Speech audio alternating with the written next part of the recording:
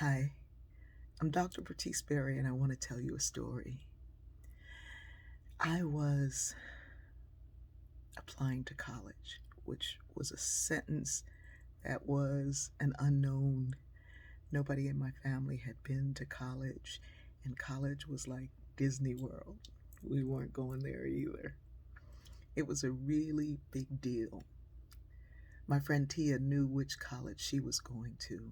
She was going to an HBCU, historically black college, and I was going to go with her because we were best friends from childhood. My counselor, actually not my counselor, another counselor, pointed me towards a school in Jacksonville, Florida, and I'd never been to Florida. You should know that my elementary school, my middle school, and my high school were predominantly black schools. I say predominantly. There was Eric and Robert. One was white, the other was Jewish, but I thought all white people were Jewish.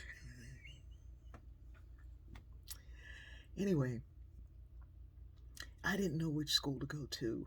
Both had accepted me, and the HBCU had accepted me conditionally on the condition of my financial aid package because we didn't have any money for college. I didn't know, I hadn't heard anything about my financial aid package from Jacksonville University. And so I still didn't know which school I was going to go to. Florida was further away and away from the stress and the trials, and it sounded like something new. Jacksonville University was not a historically black college, but it was different from what I had already experienced, and I wanted something new. I wanted to learn about other people and other things, but I also wanted to be with my friends in what was familiar and comfortable to me. I needed that. I so needed that. So I prayed, and I asked God for a sign. I was 17. What did I know? So I decided I was going to call both schools and just see where things were. It was difficult because the phone at my house was off 90% of the time, and this was one of those times that it was disconnected. So I asked the counselor at school if I could make a long distance call to one of the colleges from his phone because we didn't have one. My friend Tia went with me. I called the school that she had desired that she was going to, and they said, "Hold on, what's your name again?" And they were looking for my package and they couldn't find it. And in the middle of the call, the phone just went dead. I called Jacksonville University and they said, "Bertice, we can't wait for you. In fact, your financial aid package came in. It doesn't cover everything, but good news. There's a millionaire benefactor, a man named Terry Evenson, who wants to help you with your education, and anything your financial aid package doesn't cover, he's going to cover." I hung up from both calls and I sat there and I just cried. And Tia said, "What's wrong?" And I said, "I'm going to JU." And she said, "Why?" I said, "I asked God for a sign. I really didn't know what to choose or how to choose. Everybody said it's up to you. And I asked for a sign. And this is pretty clear." And she said, "Call the other school back. Call them back." I said, "No. When you ask for an answer and you get it, sometimes you have to take it." It was a really difficult thing for me to leave the familiar and go into the unknown. I used to joke and say, "It's sunny in Florida, but it's a blizzard." I had grown up with gospel music and jazz. I listened to gospel, my family listened to jazz. I didn't know the names of big bands groups that everybody knew.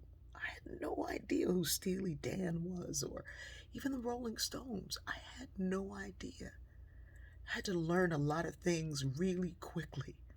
But I gravitated to people from other countries and other cultures because once I got down American culture, it was time to explore the world.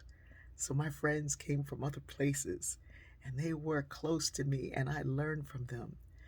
I learned from the students who were wealthy and from the North, students who were Jewish, deeply learning about their culture.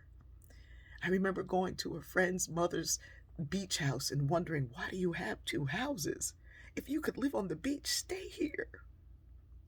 I'm amazed when people tell me that they are over the age of 21 and they don't have a black friend, a Jewish friend, someone from the LGBTQ plus community. They don't know anyone from another country. They have never had Indian food. They don't know what it's like to go to a movie with subtitles. They don't know. I'm shocked and I'm amazed. And I think if you've never been to a gospel concert live, if you've never been the only one of whatever you are in a room, if you don't have an LGBTQ friend that just comes and hangs out and gives you life, you're underprivileged. But it's not too late. If you don't know someone and you don't know how to meet someone, start with a book about them. Don't ask me the title of a book that you can find.